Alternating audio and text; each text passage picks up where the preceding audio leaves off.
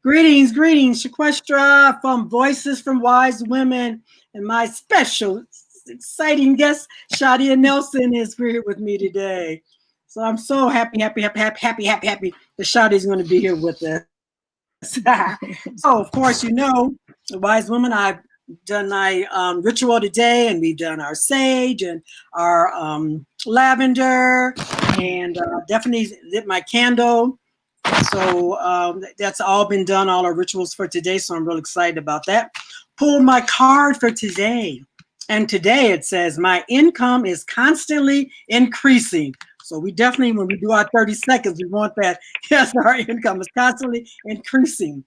And it says, play is important in my life. Today, I allow myself to do something fun. So I want everybody to do something fun for themselves. And plus, it's a 3-day weekend. For a lot of us, some of us have been off and it's been longer than a 3-day weekend, but a 3-day weekend. So if you're back at work, so really do something for yourself today. But my income is constantly increasing.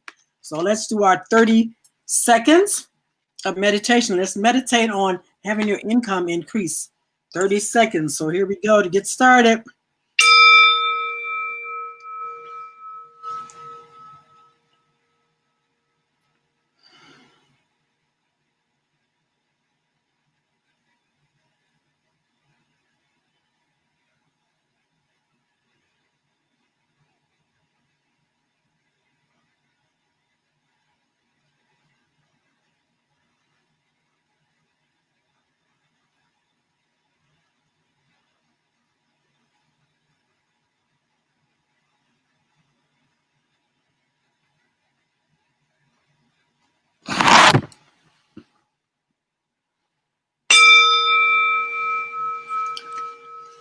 All right. Whew.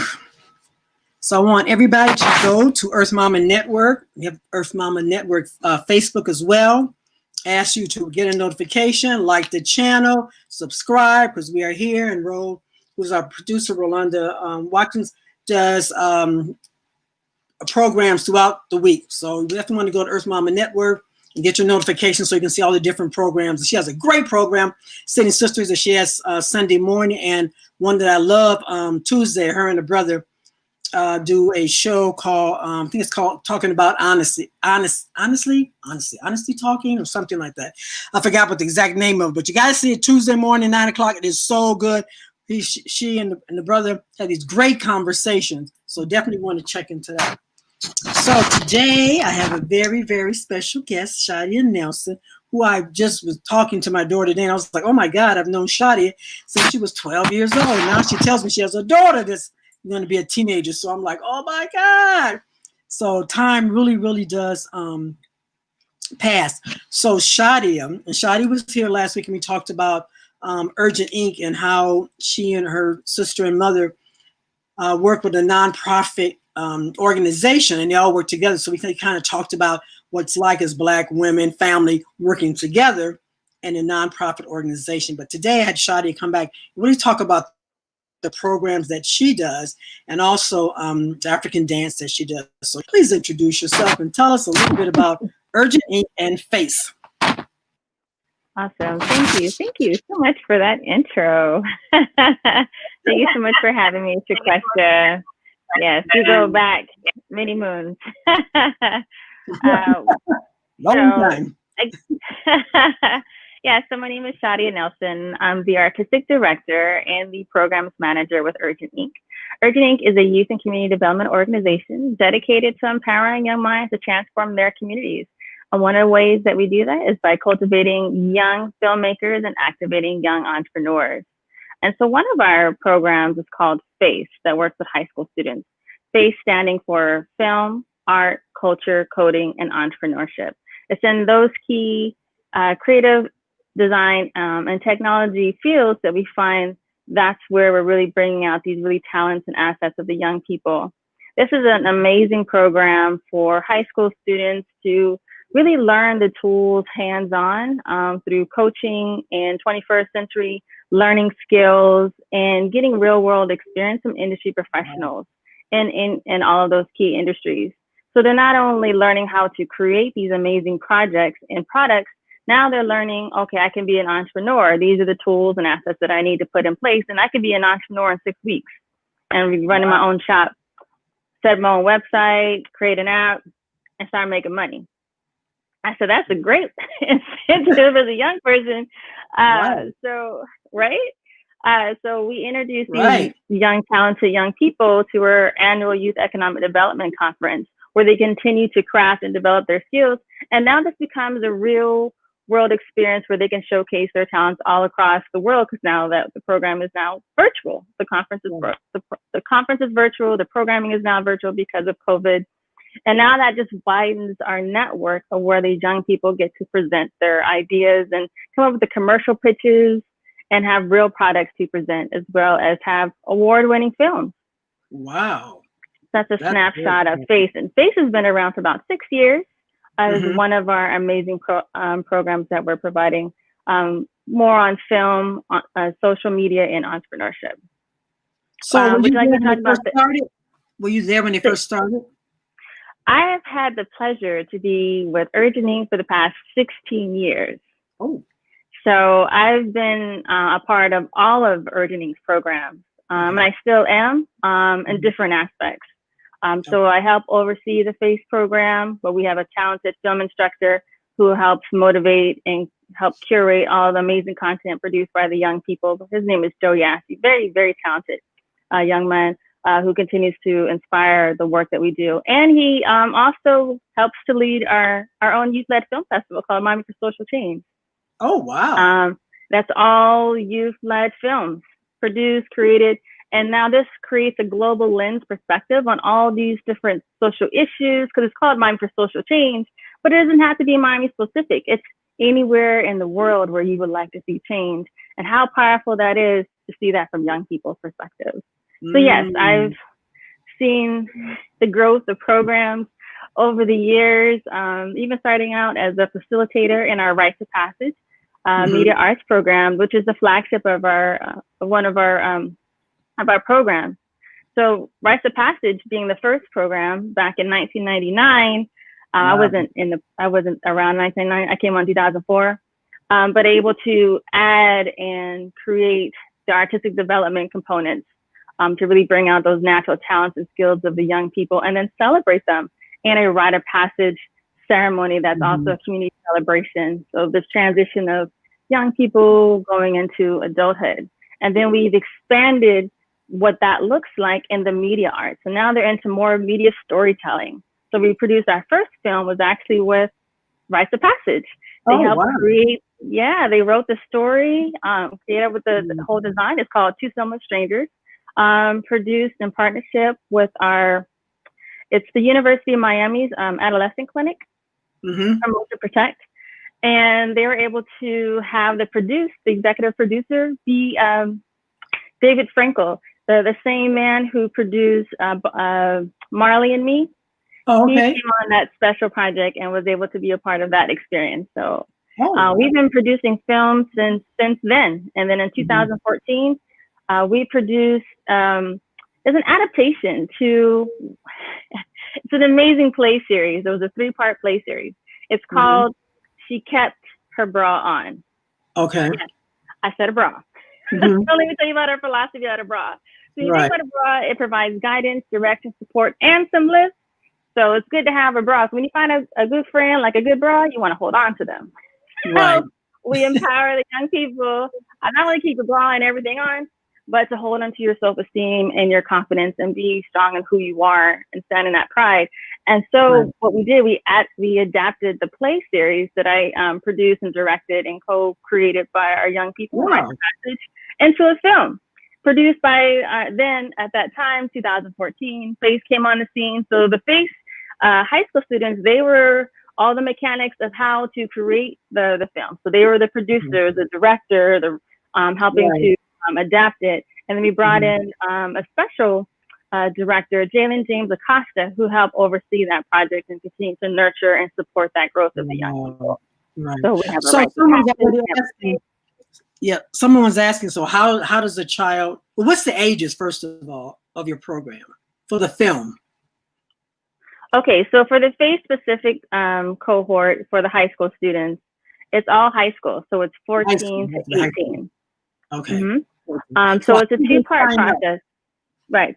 So it's a two-part process. They would go to our website, urgentinc.org. Again, that's www.urgentinc.org, and look at our programs. You'll see FACE, FACE.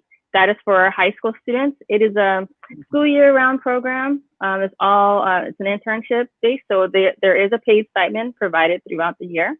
And you fill out the enrollment application. That's step one. Step two, then they would wait to be contacted for an interview.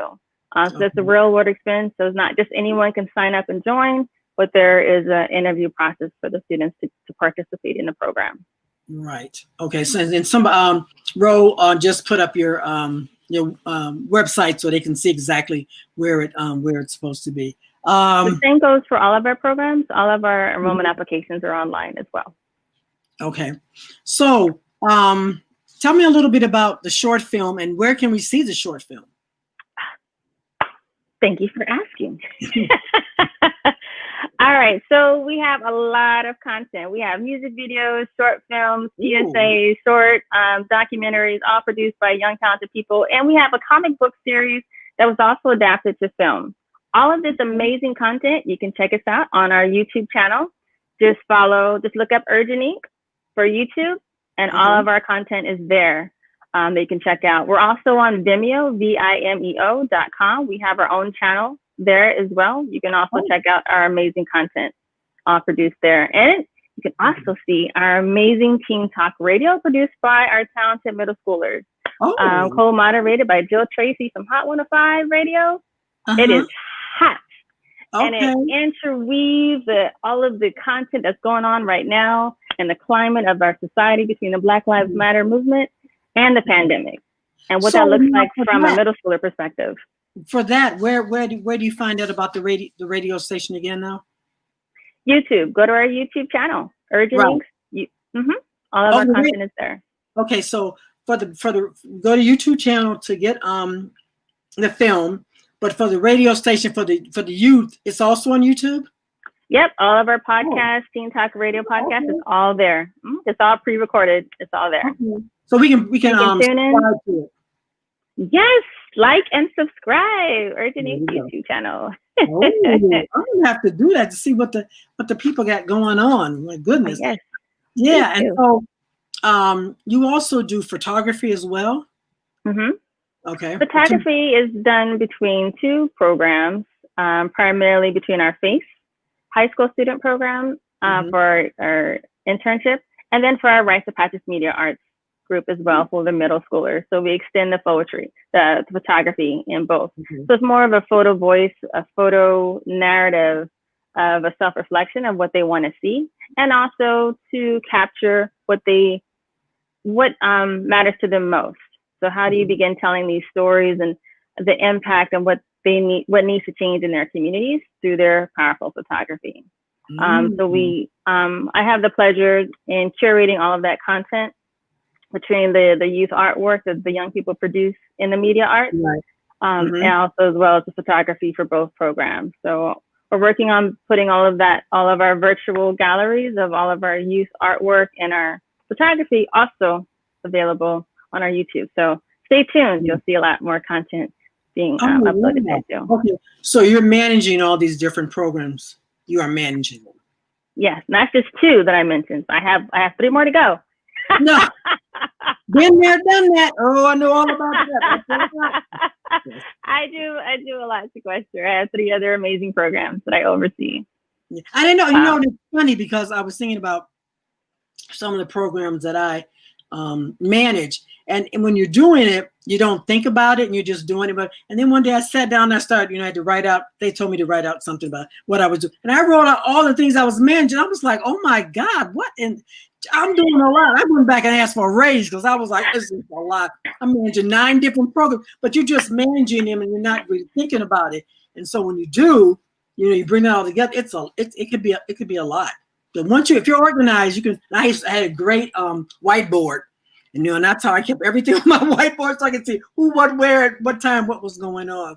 So yeah, you should see my command station, Shquestra, for managing all these programs, because we have our K-5, which is a whole other segment with the youth empowerment after school and summer camps, 3 summer camps. So, I stay busy. Goodness.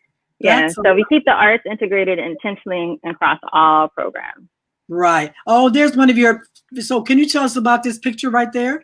Yes, this is the set behind the scenes of the young people coming together between our high school students, FACE, and our Rites of Passage Media Arts, our comic book authors for Battle of Love series, all coming together to produce this amazing content. Oh, and then we also have our youth empowerment after school students. So we cross-integrated 3 programs to produce one amazing short film adaptation of Battle of Love. It's a comic based on 3 superheroes, little Black girls called Love, Hip Hop, and Sunshine, using their superpower of their superpower of love to heal their community.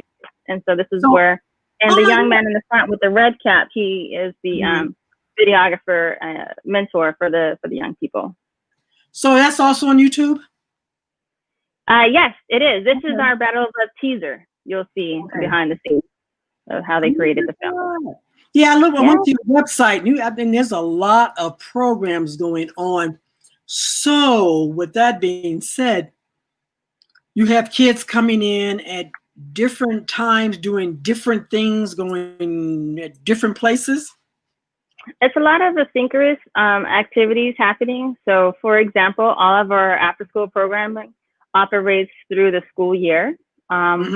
Typically so for the FACE, it's more on a weekly schedule. So it's usually a Monday through Thursday, same as Rites of Passage, mirrors that the middle school. For our K-5, for our youth empowerment after school students, that runs Monday through Friday right after school. So a lot of it's all synchronous at the same time. And at this time, it's all virtual. So we're all virtually doing programming. For the in-person, it was more school-based or a site-based, where we had the kids come to attend the program. So you were able to get into schools? No, that was pre-Rona. but before that, you were in schools? Correct. Okay. Some of the programming is offered in schools.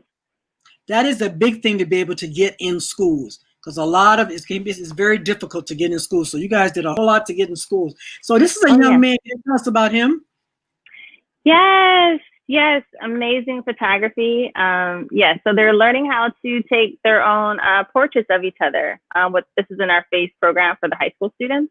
And so all of their headshots as part of their portfolio development is learning how to take portraits of their peers. Wow. By an industry professional who is guiding him in the back. Now, the children that come to your center, do they have to be in a certain zone or certain county to go to your program, which is in Miami? Very good question. Yes, our programming is based in Miami-Dade County.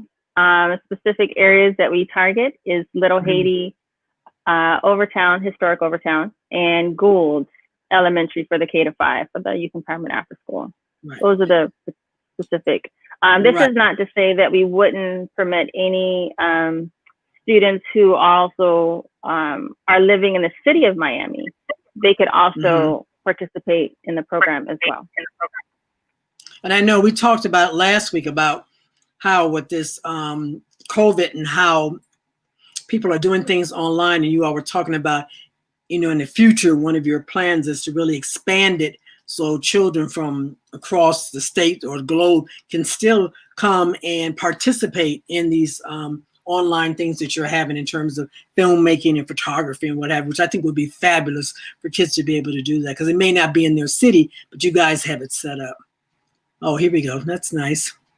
Yeah, this is our website.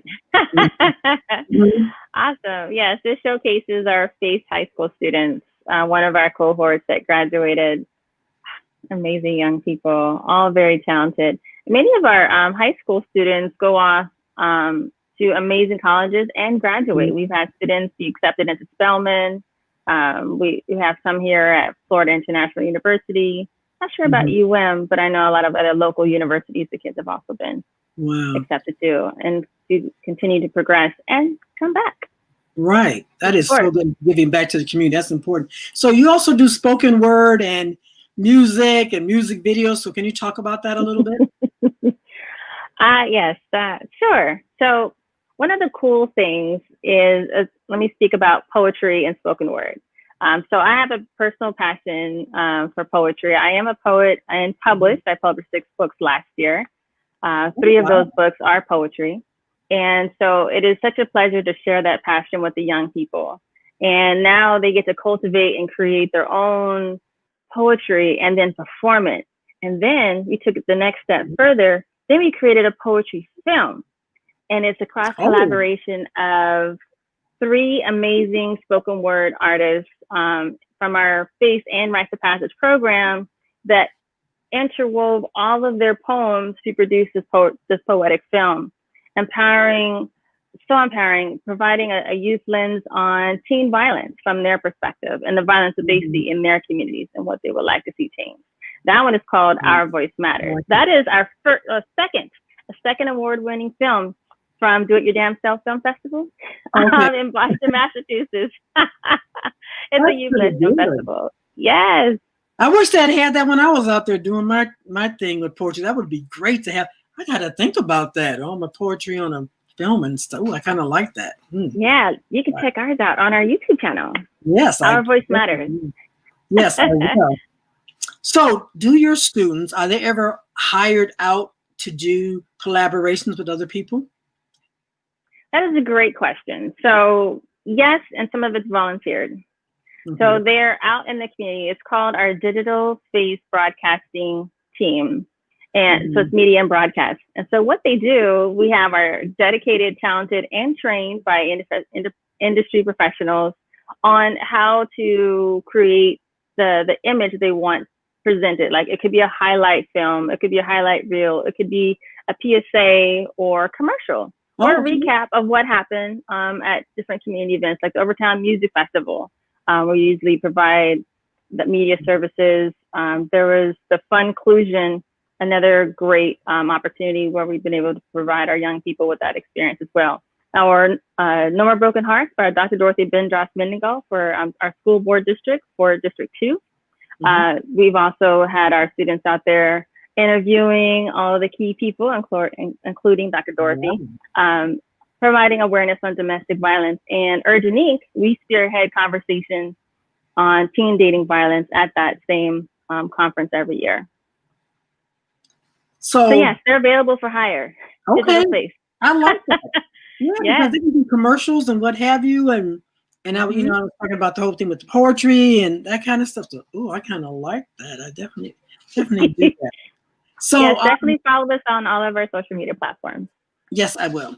Now, I also know that you dance, and I remember you being to me, you were a very shy kind of little girl.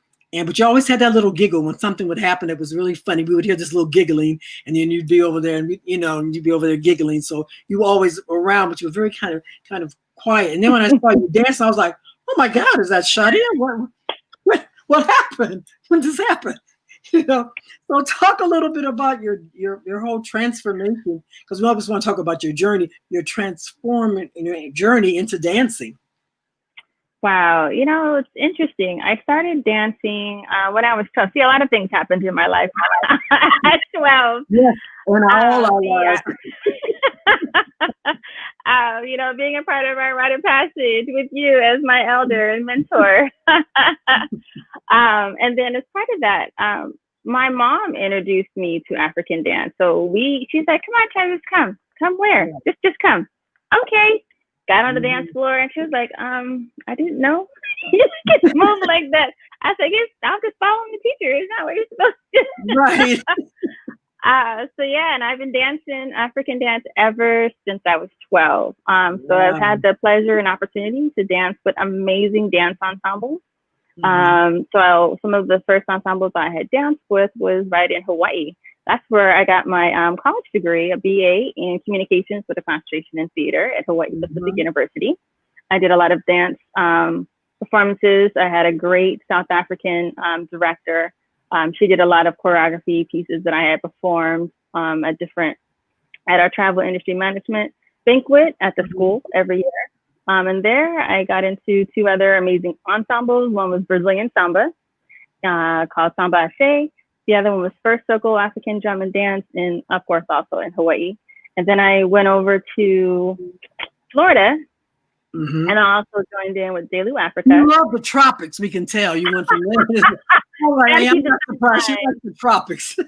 Right? And then I also performed with Venus Rising, an all-women drum and dance ensemble. I also performed with a Haitian band called Papa Loco and Laurie Mystique. And recently, earlier this year, I had the pleasure to perform in a theatrical musical called Waking Kaya. So I had the pleasure to do a combination of African dance and musical theater. So I was like, oh, that's my background, theater and dance. Right. This is a perfect marriage. I got it. Where do I sign up? Where's the audition? Right. And then like the Renaissance Festival, I've done with an amazing group called Janté Entertainment. So I just continue to dance and perform. And so hopefully we'll be back dancing soon. Right. So. Oh, and then that translates into the work that I do, because then I teach the culture and the African dance and the history with the young people at Urgent Inc. as part of our annual graduation and recognition ceremony. So I'm pulling out all my tools and talents to work with these young people all year. Wow. Does your daughter dance? She can dance. I got her into taking some African dance classes and African drum. The girl is amazing. She can do anything. Right. We could learn the same rhythm. And then I was like, how did that go? She would teach me, and we both learned at the same time. She's just naturally gifted. But that's not something that is a strong passion that really resonates with her as far as on a performance level. Right. She'll just keep that at home and she'll dance a little hard out. But if she's like, don't put me on the stage, mommy. Yeah, that's not a thing. Yeah. And it's amazing how our children, we see that Stephanie's daughter, Kamali, is a fabulous like graphic artist and all. Nope. That's not her passion. She's like, nah, but she's fabulous when she does it, and she'll do something for you. But otherwise, like, nah, and it's just not their passion. You just be like, oh my God, if I had that amazing ability, I would do. I ain't doing it. So I do understand, it's not their passion. So you just have to let them find, whatever their passion is, and just let them.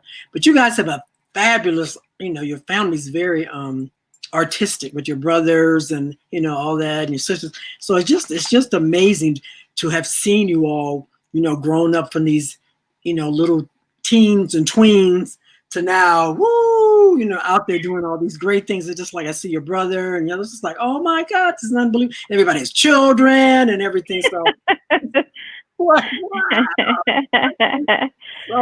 So exciting. Definitely exciting. And seeing you giving back to the community. So I know that's important. Your mother, she's always done that. And then to see you all following in her footsteps. So that's a great legacy for all of you as the Nelson family. That's a great legacy. And then you have your own personal legacies that I see as well. So I commend you all on all that you've done. So, thank you. And I have to thank you, Shquestra, as one of my mentors in my life, definitely keeping me on my path. And I really do pull a lot of that wisdom from those conversations. It's very important. I'm like, even as a member with the Rites of Passage, when we're on tour with African American women on tour, we also were doing African dance there too. But there was a powerful element that we did together. It's called the forgiveness letter, which is so powerful. And then being able to release everything. So I continue to impart that in our Rites of Passage, not only our Rites of Passage program, but integrated with our program on an age appropriate level with those young people. It is so important to do that, because I have so many, even with my clients that I worked at the YWCA, a lot of their things was wrapped up into forgiveness, and it was just really holding them down. And once they were able to really forgive and release, they were able to do so many things. But when you hold on to that revenge and that anger that you have, and it really stops you from doing other things that you really need to do for yourself. So that piece is very, very important, but it ain't easy. And sometimes you have to forgive people more than one time, over and over and over when it crops back up. Because when it crops back up, that means it's not done. So you just have to do it again. So that's important. I'm glad that you definitely incorporated that into your program. So tell us a little bit. Your mom's going to come next week and talk a little bit about rites of passage, but I know you said it's incorporated and it's a thread that runs through all your programs. Can you talk about that a little bit? Yes. So Muti Emily Gunter, she is the founder and CEO of the Rites of Passage Youth Empowerment Foundation.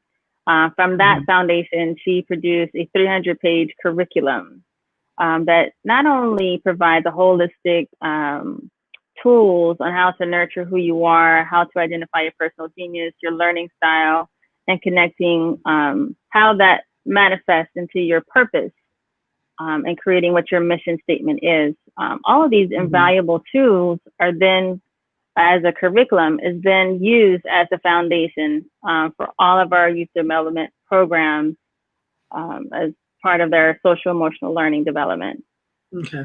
So that's how the curriculum is integrated into everything that we do. Right. So once you teach kids how to learn, then they can learn. You can learn anything. Right. Exactly. And they be more open. So can you tell me about the gender? Do you have more females, males, or is it equal? What's the gender ratio at your program? Well, it depends. For our FACE program for the high school students, it's sometimes some years there's more male than female, and sometimes it's more of a balance. So it just depends year to year. Depending on the interest and who applies and interviews. Our Rites of Passage Media Arts program is gender specific, so it's only girls. Like our Youth Empowerment Summer Camp and our Rites of Passage Media Arts Camp is all gender specific. It's all girls. Our Youth Empowerment After School for K to 5 for after school is both boys and girls. So and even those ratios, like over the last year for our after school program, we had a whole lot more boys than we did girls. I don't know. I can't explain the reason. We get a lot of families in the program. Sometimes there's more boys in the family. So sometimes you get more boys. So it just depends. So you see from this photo, this is our FACE students. You see there's a lot more young men in that photo than you did see the girls. So do you have more women that are okay. So this is the one that's the FACE program. So you don't have as many women. What do you think that's about? Well, let me also explain another thing. So our FACE program is broken into 3 cohorts. So it's 3 different designated specialized specialties that they're learning. So this one that we're looking at is primarily our digital storytelling and film. So these are dedicated film students. So this is not all of our FACE students. We also have our students in social media and entrepreneurship. In the entrepreneurship, you'll see a lot more students. And again, it also fluctuates. Sometimes we have a lot of boys and some girls. I think over the last year, it was more balanced, more girls and boys. This is from the first film I had mentioned earlier with Two Similar Strangers, Promote to Protect, with the University of Miami. Our talented young ladies, we did a documentary behind the scenes, so the girls learned how to be peer educators of the content on providing awareness on HIV. So that's where this film is from. Yeah, I was just asking that because I was just wondering, because sometimes, you hear girls say, well, I don't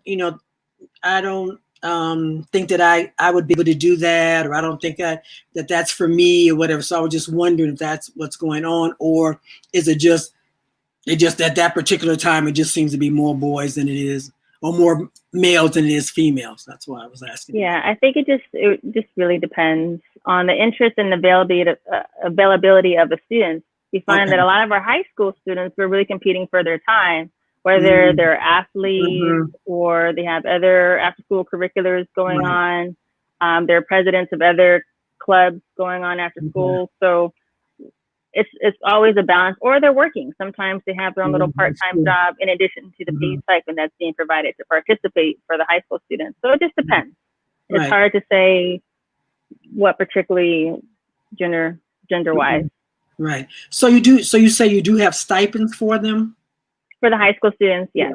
It's a quarterly stipend that's provided. That's an earned opportunity to build out their portfolio of requirements in that particular cohort of that industry standard. So then now they're building out their resume, their cover letter in that specific industry format. And so now when they complete the program, they have a whole portfolio of work they complete over the year. Wow. All right. So are you ever looking for volunteers? If someone wants to volunteer with your organization, what would they have to do? Well, volunteers can come in different forms. So volunteer donations are always welcome. Of course. We do have an account on Smile at Amazon.com. We do have a wish list, so that's another great way to give back to Urgent Inc. Or they can always donate 71777. You just text the word youth arts. That supports all of the amazing youth arts that we do. Volunteer could be different types of services, in-kind services. So if you want to come in and teach our young people how to create visual art masterpieces on different forms, if you want to come in and teach them how to sing, or do additional poetry workshops, or theater, or film, or any of those key areas in the creative design and technology, or if you want to teach your kids how to operate or take down and understand how a computer operates, that is also an opportunity as well. So we'll take volunteers in different forms. So it doesn't necessarily have to be like an in-person exchange. We've had amazing in-person volunteers as well. I believe also with our partnership with FIU, they have a whole other department where they dedicate to giving back to the community. So that was beautiful. They would come out and they would do storytelling with the kids and learn and listen and play games with them for the afternoon. So there's a lot of ways to give back in any areas that you would love to feel like, oh, what can I give to the young people? And that's another powerful way. One of the cool things I think we do really well is at our Youth Economic Development Conference is that we intentionally invite young, successful entrepreneurs to come and speak not only as keynotes, but also provide master workshops in their key disciplines. So we've had Mose Bose, who's being mentored by Damon John from Shark Tank. He came out and talked to the kids. Maya Penn, another very talented young person who is an author, and she has her own fashion line that she launched at 10 years old. I was like, wow. I was like, oh, let me go to her website. She's amazing. So that way the kids can see, oh, she's 10, she's running her own business, and she's paying her mom to do the job, and she got a couple employees too, and she's got money saved for college. I can do that. Yeah, that's great. That's definitely good. And so I remember you saying you do a couple of things. You do kindergarten? Yeah, K to 5. Okay, for after school and our summer camp. Okay, so what does K to 5 do? So for our K to 5, for our fifth graders, for kindergartens, they have an amazing opportunity to do arts enrichment. We have academic support with homework assistance. We have certified teachers on staff to help build up their oral reading fluency and their comprehension, and fitness. So, with fitness, sometimes we'll throw a little dance in there, a little African dance. And now that we're virtual, we have the kids going around the world. So maybe this week they're learning belly dance, in Egypt. Next week, they may go to Guinea, work it out. Or they may go to Hawaii and learn a little hula. So, so yeah, we keep the cultural exploration for our K to 5-year-olds exciting. It's so much fun. So we mirror that for our Youth Empowerment Summer Camp. So we can go to your website, and then we can find out about the K to 5 as well. Yeah. So the K to 5, we have 2 programs. One for the after school called Youth Empowerment After School. There's an enrollment application available on our website. Just go to programs, or you can just scroll down to my main page and you'll see after school, and go ahead and click to go ahead and enroll. Of course, in the neighborhoods of Little Haiti and Overtown and Goulds area, based in Miami-Dade County, Florida. And our other K to 5 is our Youth Empowerment Summer Camp, which is our gender-specific program for our K to 5, just for girls. And there we expand the learning because you got the kids all day, so then we throw in a little extra. So we have more technology and dance and arts and performing arts and theater and fitness fun. So definitely throw in a little African dance and some yoga, so watch out. Right. So sometimes we have the parents in the background like, can we do that yoga pose again? Right. So what's the when they come for the summer camp, what's the time? Is it from 9 to 5 or 9 to 12, or what's the time limit? Okay, so for our K to 5 for Youth Empowerment Summer Camp, just for girls. So for example, over the course of the summer, we did 2 time blocks because it was virtual. So we wanted to make sure we don't burn the kids out. So we had 2 time blocks. So we had 10 to 12, a break for lunch from 12 to 1, and then from 1 to 3, we had additional activities in the afternoon. And that operates for 6 weeks, usually from June to July. Okay. So tell me a little bit about this whole virtual now since COVID is there, because you were saying that's what your summer camp was, virtual. So can you tell me a little bit about, or just explore your COVID program now that you have? As it relates to the school year or the summer, or a little bit of both? Well, a little bit of both. I'd like to know what the summer, what you're doing going into the school year now. Since the schools had closed down, the last day was March 13th, and March 16th they extended the spring break. So it was a 2 weeks that kids were off, and then in April we started back virtual, offering all of our after-school programming. We did unfortunately lose about half of our students during that transition due to many reasons, unfortunately. One being access to a mobile device or a computer, and having access to internet. I know there were certain internet providers that were providing free internet for a limited amount of time. That helped, but it didn't help if the computers that the kids received that they were using was issued from Miami-Dade County Public Schools, and not all of those computers were functioning or working correctly, and not all of them are equipped with a microphone or a camera. So that proved rather challenging. And then you have working parents who are not able to be at home with the kids, being able to engage in a virtual space during the school day. So that provided some barriers for some students to participate. However, there were kids who were, they would take the mom's phone. Okay, Mom, I have girls club right now. I have camp. I need your phone. And sometimes it's like the shared device or the computer. Okay, this is my time. You can have it at 3 o'clock when I finish my camp. You can you can have it later. So it invited different high learning, innovative strategies. I think I have to really thank our dedicated dynamic team and really producing high quality content and learning additional digital platforms to help provide more effective programming in a virtual space, which was a very quick turnaround that a lot of our staff met that and exceeded that and produced even more content digitally.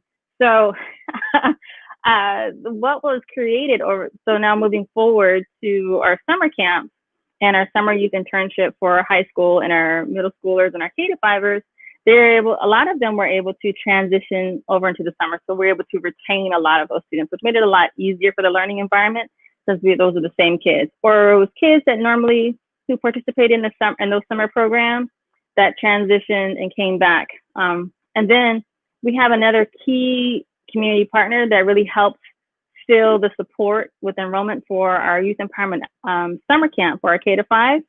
And those kids who had also participated in our K-5 for our youth empowerment summer camp, they aged out of that K-5 because now they're in 6th grade. Now we had them in rites of passage. So that was a beautiful transition. But we would be remiss if we didn't thank Honey Shine.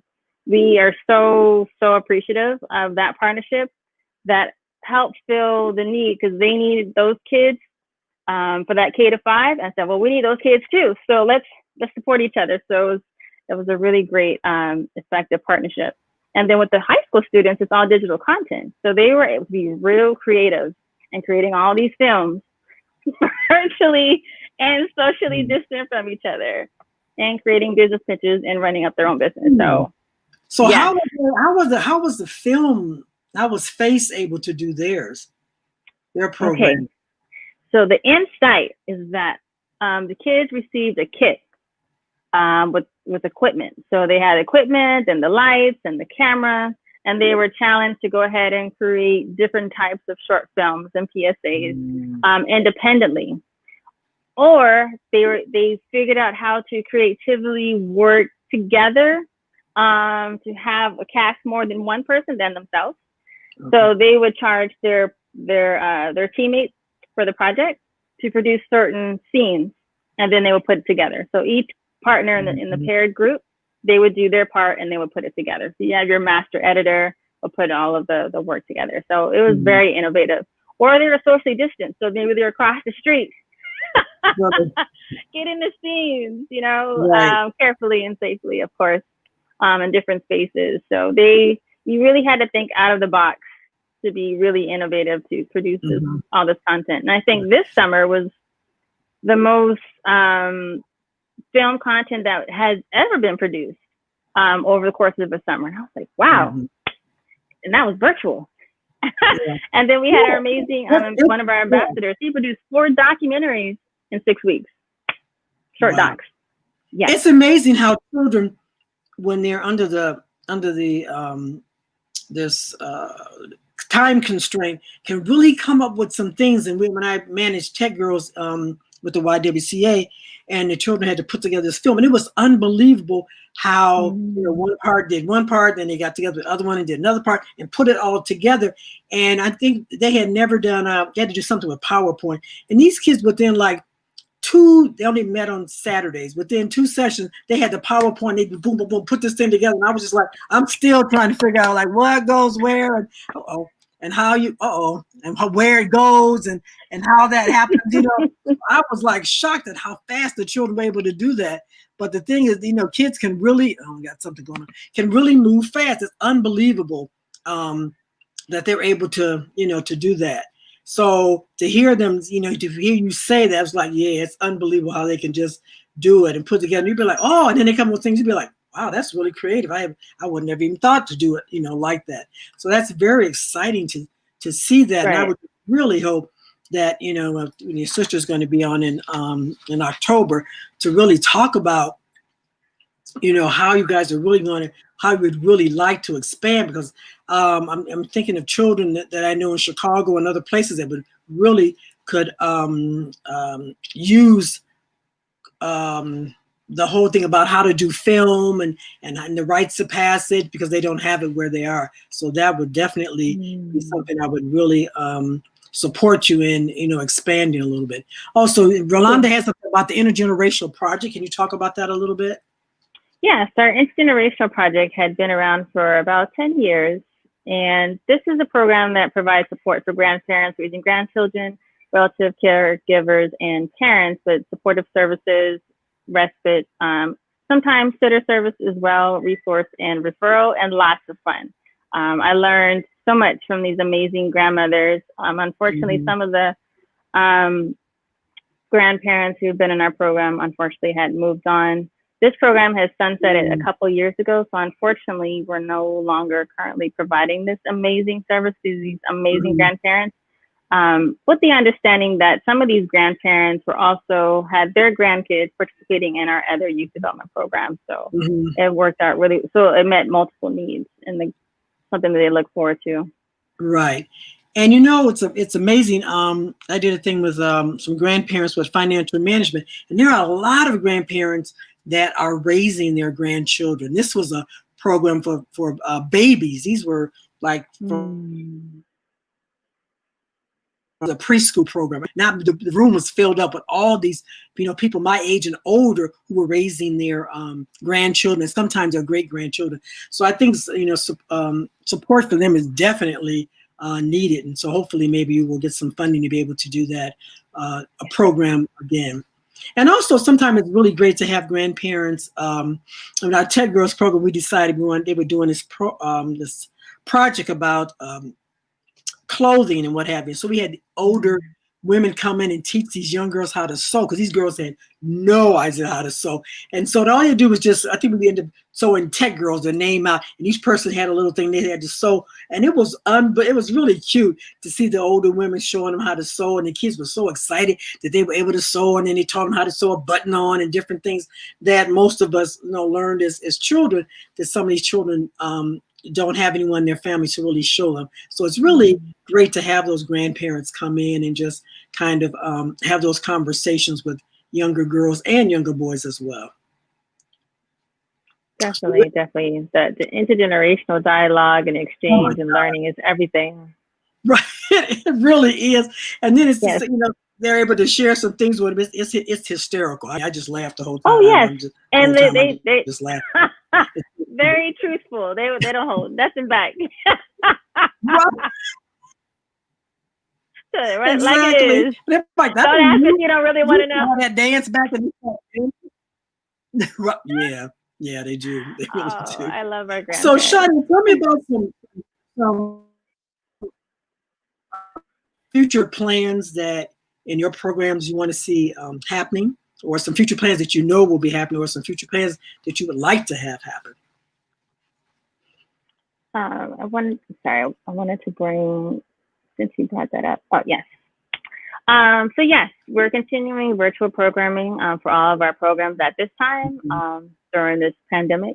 But what I would like to see and the growth that's happening is that we're looking to really build out our Urgent Academy, our own educational institution for dedicated young people in the areas of creative design and technology. Perhaps starting with the high school or middle school. So we're deciding which age group we're going to finalize that to be offered. Perhaps extending that learning from a virtual online platform and seeing what that could mirror in an in-person experience as well. So the virtual is definitely extending the network of who, like you're mentioning earlier, we can have somebody from Boston, we can have somebody from London, participating and learning in this amazing exchange with industry professionals and with our amazing community partners to really build and support and nurture and develop these amazing young people, because they are powerful. You just listen to them. It's like, wow. Okay, we got to document that one. I know. So are there any fees for your programs? I'm sorry? Fees. Yes, for some. For our youth empowerment after school, for our K-5, there's usually a fee, but right now that we are currently enrolling for the program in Miami-Dade County, we have currently waived the fee until further notice. So get in while it's free. Right. It's usually not free. And then for our youth empowerment summer camp, so all of our summer camp is all fee-based. So for our youth empowerment summer camp for girls, for K-5, it's usually a registration and then a weekly fee. Okay. The registration is usually around $45 or $150 for the tuition for 6 weeks. I mean, you can't beat that with a stick anywhere across. Oh my God. That's good. And then provide before care, after care, lunch, snacks, and field trips, and throwing some field trip shirts. Under $200, you can't beat it. Right. Like $5 a day. Yeah, you can't feed the kids. For $5 a day. And then for our FICE camp, also offered for 2nd to 8th graders. So it's a combination of middle school and elementary. It's usually a fee-based registration and a weekly fee. And then our Rites of Passage Media project, same thing. We have a registration and then a weekly fee. So yeah, so those are all of our fee-based programs. But our FACE and our Rites of Passage Media Arts after school for the school year, those are all free to participate. Oh, wow. Okay. Great question. So we have a few more minutes. Can you tell me about when you go into the schools? So you've connected with the schools. So are you, before COVID, were you able to go during a certain time, or was it after school program, or what were you doing in the schools?